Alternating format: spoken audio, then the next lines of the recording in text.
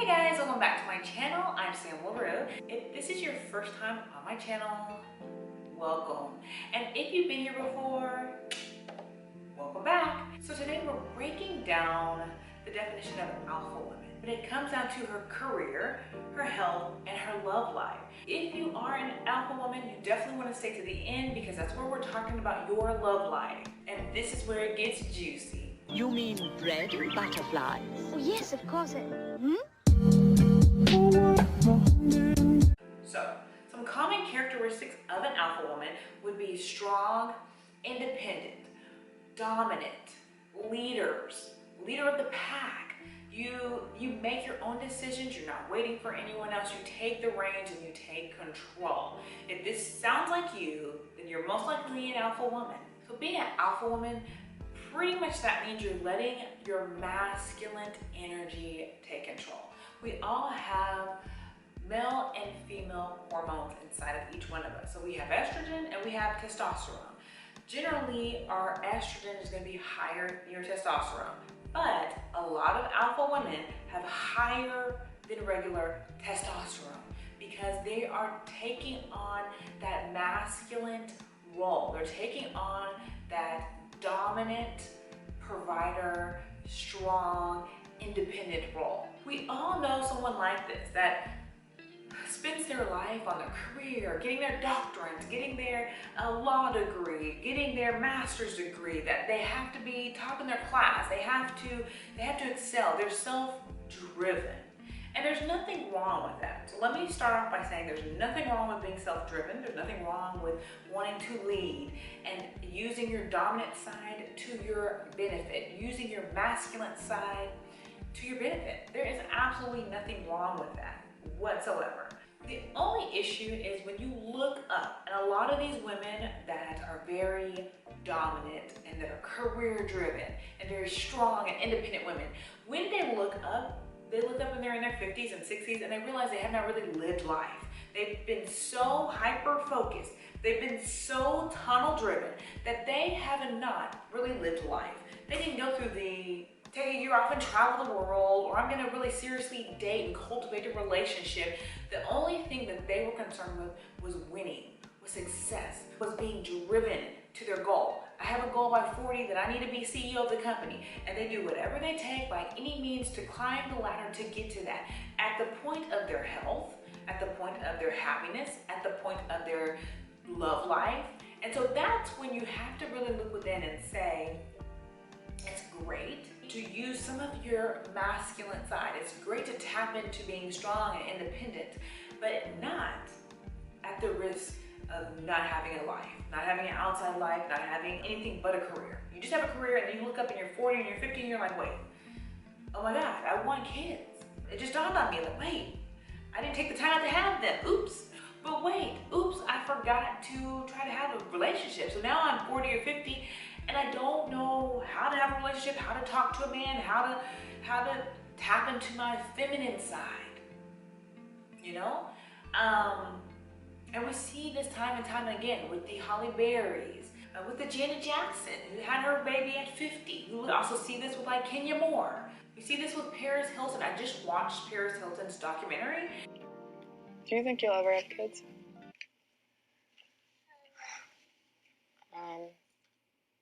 I thought I was going to have one. But every time I'm with you and I'm with them, I'm like, it makes me so depressed. I know.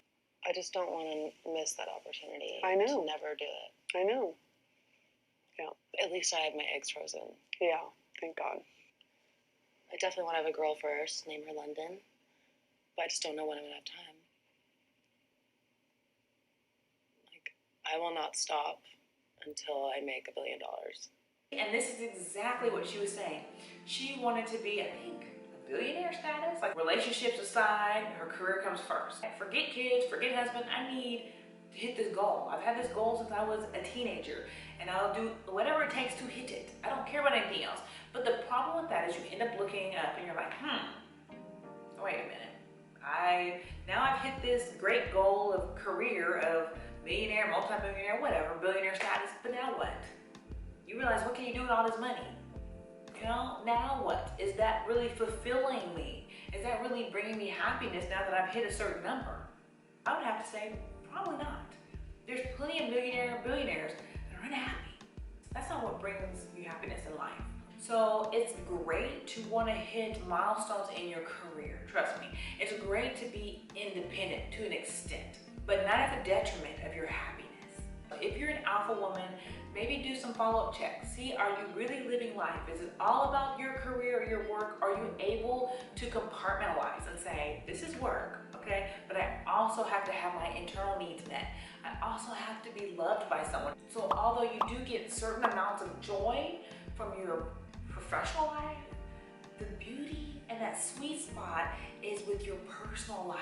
Is when you have someone, when you're down and out, when you're sick, when you get fired, when you quit, when you have a pandemic, when you have that person that's there for you, that's helping you, that's providing for you, that can pick up the slack, that can say, you're down, baby, it's okay, I got you, I got this. You got fired, or you're tired, or you're stressed out, I got this. I'm gonna take care of things. You know, you wanna have that in your life. You wanna have that person that got your back, your ride or die. I actually have a video that I just did about dating correctly.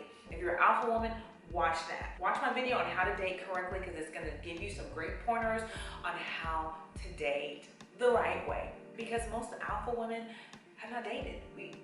We haven't dated a lot. We don't know much about dating because we've been busy trying to build empires and build companies that it's like dating, schmating. I'm trying to conquer the world. I'm trying to take care of my kids and put food on the table. Forget dating, but this video will teach you the way to date properly so that way you're not wasting time. We don't have time to be wasting, right? We don't have time to be wasting on Rudy Poots, Bubba and them. We need to get down to the nitty gritty and we need to find the right one and stop playing around. So definitely watch this video if you're interested in getting into the dating arena. So now we're talking about relationships. So in your relationships, and this is probably the biggest area for alpha women. In your relationships, guys, you have to realize there has to be a yin and a yang. A dominant and a dominant both wanting the lead doesn't work, right? A feminine and a feminine both being passive, both sitting back, expressing their feelings, those don't work. We need a masculine and we need a feminine. We gotta have that. Okay? That's the only way it works. You'll notice even in homosexual relationships, there's a dominant, there's a feminine. So in every relationship, there's a feminine and there's a dominant. You have to decide what you're gonna be. You have to decide which role you want to play. If you want to be dominant, means you want to control the relationship, you want the independence, you want to take the lead, you want to be the breadwinner. If that's you, then you have to look for a man that's feminine. Because if you're trying to find another dominant, it is not going to work. There can't be two leaders. There can't be two chefs. That's not how it works. So then you need to specifically date men that want to sit back. Maybe they want to stay at home. They don't, you know, they don't give you a bunch of lip. They don't have a bunch of opinion. They're okay with you taking control. They can support you in your lead and let you lead. That's what you need to look for. A lot of dominant alpha women try to go for dominant alpha men, and it doesn't work. It doesn't work that way. You have to choose somebody that's more on the feminine side, that's not gonna debate with you, you're not gonna clash heads, they're gonna let you lead, and they're gonna support your lead. So if you're masculine in your relationship, it actually makes your partner have a higher estrogen. So it raises their levels of estrogen. You'll notice they'll start to be like grumpy, they won't be motivated, they want to sit on the couch, they don't want to really do too much of anything. They get into that high estrogen, they get into their feminine side. They want to be feminine, they want to kind of get a little attitude. No, they can't, you can't motivate them to do nothing. They're lackadaisical. That's because they tapped into their feminine. So when you play the masculine role, that already puts your partner more at a feminine role. It already heightens the estrogen because it's saying, I don't really need you to do this. I got this. I don't need you, you sit back. A perfect example of this is Chrissie. She's a perfect example because she's got two relationships that we can evaluate. Both of them, the men have turned somewhat feminine. We already know Bruce, he has actually turned into a transgender woman. And most likely he had feelings beforehand about being transgender. But it's just interesting that he happened to make the transition on Kris Jenner's watch. So also her new boyfriend, Corey. Now we don't really notice any femininities with him outwardly. Kind of like with Bruce, we really didn't notice anything until he came out. But what we do notice is she's the dominant, he's definitely the submissive. He's holding the bags, he's following, trailing behind. She's the breadwinner. So we already know that he is definitely the submissive. He takes orders from whatever she tells him to do, wherever she says to go, she pays all the bills. And what we've noticed with Corey, as time's gone by, you can start to see his physical transformation. This is a sign of high levels of estrogen. His hips, the hips don't lie, his hips have started to spread like a woman. It's not a normal characteristic for a man, okay? That's a telltale sign of high estrogen, which is what happens to your man.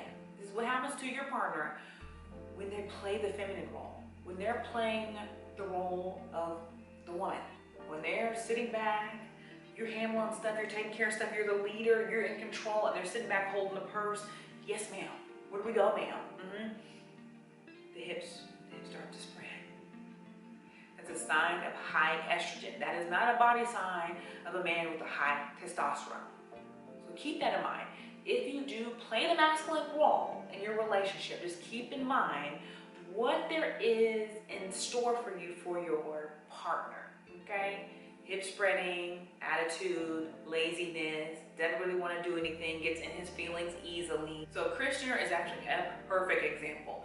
Both relationships, she was the breadwinner.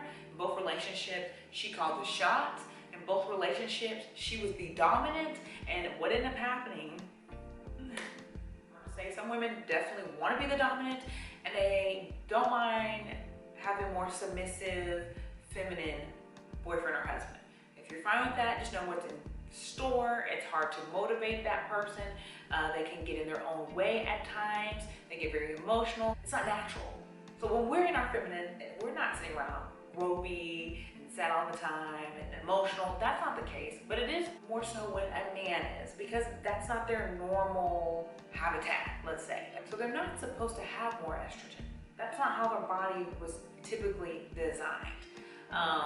So it can be a little concerning when it comes to that matter. If you're not pumping up their esteem and still making them feel masculine in some way, there can be some detriments to that. You still have to be making them feel masculine. You have to make them feel like they're contributing to the family in some way, i.e. by having them do things.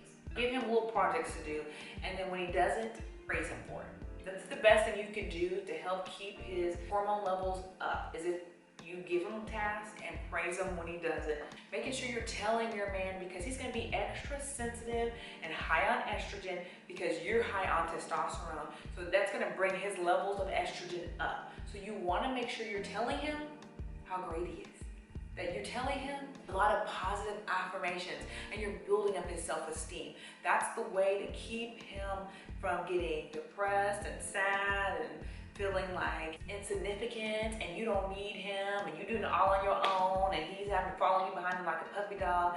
That eliminates that. That eliminates that stress, that strain that can be put on your relationship because you're the alpha and you're doing it and he feels left behind. So you don't want him to feel that way, so you definitely want to build his self-esteem as much as you can. Now you don't want to do it like every second, like good boy, but you want to make sure you're implementing and finding that fine balance, that yin and that yang. So the issue when it comes to your health, let's think about it. If you're alpha, you're strong, you're independent, that means most of the time you're not letting other people help you. You're doing it all on your own. You're putting everything on your back. You're the work wheel. You're not letting other people do. You're the doer. You're like, I'd rather do it myself so I don't have to worry about you messing it up and then I have to come back behind you and do it. You're the control freak. What this leads to is a life of stress, a life of depression, a life of feeling lost, feeling lonely, feeling sad, feeling hopeless, feeling unaccomplished with your life. Now here you have this job, here you have this goal that you met, you're the CEO, you're the doctor, you're the supervisor at your job, but yet you have not taken the time to cultivate your own life. So you're miserable, you're unhappy, you go home to an empty home. Now it might be a nice home, but it's an empty home. And with no kids, with no husband, with no support system. So that leads to a lot of depression and sadness. and unhealthy behaviors. Drinking more than you should, smoking more than you should, maybe not eating appropriately, not checking on your health. You're too busy working, you're driving yourself crazy, you're working extra hours because you have nothing to come home to. Yeah, I'll work the extra hour. Yes, I'll keep climbing that ladder. I have nothing else to do. I have nothing to do on my weekend. I have nowhere to go, so sure. So, it is very important if you're an alpha woman not to get into this hamster wheel, not to turn into the work mule, not to overextend yourself when it comes to work, or not to overextend yourself when it comes to the household where you have to do everything. You put everything on your back. I don't want the kids to wash dishes. I have to wash my own dishes because they can't do it. Or they can't do the yard. I can only do the yard. Don't put too much on your plate. You have to tap into your feminine. You have to tap into your estrogen. You have to hone into that. Yes, you want to have a level of alpha in you, but you also want to have a balance of feminine. It's that balance. It's that yin and that yang. It takes both. You can't be super masculine. You can't be super feminine. You have to find your sweet spot, which means honing in on your feminine. That means doing things that really enhance and bring out your femininity. That's going to be your key. And reminding yourself, let me sit back. It don't matter if it doesn't get done right. It doesn't matter if it's not perfect. I'm not going to stress myself out. Okay? I'm not going to stress myself out. I'm going to sit back. I'm going to chill. I'm not going to take on these extra hours. I'm going to have movie night. I'm going to have spa night. I'm going to have a me time. I love me time, by the way. It's my favorite. Promotion time. I actually have a course. It's called Mastering Seduction. And this, more than anything, is going to help you bring out that feminine beast that is asleep inside of you if you are an alpha woman. If you only knew how far you can get in the boardroom, in your love life, with your friends. So when you learn how to master seduction, that covers everything in your life. It's not just about in the bedroom. It also covers how to date a man, how to court a man, how he courts you, how you get attention when you walk into the room, being that it girl, driving men crazy. You're seducing everyone and everything to get what you want and to get your needs met. That course, the link will be down below. Definitely check that out if you're interested. Break down the alpha woman. There's definitely pluses to tapping into your masculine side. But there's also pluses with remembering your feminine side, with taking care of yourself, taking care of your health, remembering to harness the moment and have your own personal life, to have a set of friends, to have relationships, to have partnerships, to date, to cultivate relationships and not be so focus driven. So you have to have a fine balance when you're being an alpha woman. By all means, alpha women, you are the bomb. You go, girl. You're holding down the household, you're taking care of business, you're doing what you need to do and you're getting it done and you're not waiting for anybody in the world. You are handling your business and I salute you. But what I want is I want you to enjoy life to its fullest. I don't want you to have anything holding you back, even if it's yourself. So take the time out that you need. Take the me time. Don't forget to date. Don't forget to eat right. Do not spend your life trying to build a career. Do not spend your life trying to do everything on your own and not recognizing that a partner will help. You know, a partner will help me. Somebody that can take care of take the little stress off my back, that will help. That's what I need in my life. I don't need to hold and carry and mule all the stress. And don't forget, you can always get my course and that will teach you how to be the feminine, wild beast that's inside of you. So that way you can actually take your career to the next level. If you're an entrepreneur, if you're a CEO, if you're trying to be the boss chick that I'm sure you probably are, then you will definitely learn all the tactics of how you can do it just by being your feminine, beautiful, strong, independent self. Anyways, I hope you enjoyed this video. I hope it made sense to you. If so, don't forget to hit that like button and subscribe so that way you can be updated for my next video. And until next time, I'll see you beautiful people later. Bye.